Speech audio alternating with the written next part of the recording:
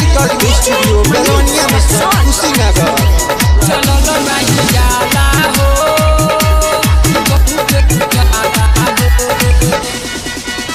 चलो नहीं जाला हो कि बहुत बुझाला हो चलो नहीं जाला हो कि बहुत बुझाला हो चलो नहीं जाला हो कि बहुत बुझाला हो करी ना कुछ बाबा यही ना ये संसाजा करी ना कुछ बाबा यही ना ये संसाजा कि पोर गइल छाला हो कि बहुत बुझाला हो चलो नहीं जाला हो कि बहुत बुझाला हो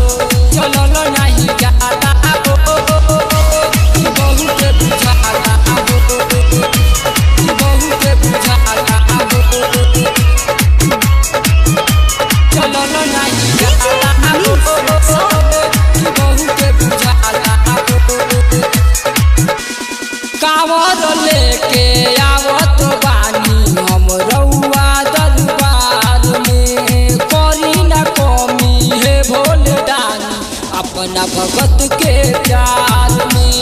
कावर लेके आवत बानी हम रउआ दरबार में हम रउआ दरबार में कावर लेके आवत बानी हम रउआ दरबार में करी ना कमी है भोले दानी अपना भगत के प्यार में मोर दुख सारा हरी दया हमरा पकड़ी मोर दुख सारा धरी दया हमरा पकड़ी कि सुख जला गाला हो कि बहुत बुझाला हो चलो नहीं जाला हो कि बहुत बुझाला हो चलो नहीं जाला हो कि बहुत बुझाला हो कि बहुत बुझाला हो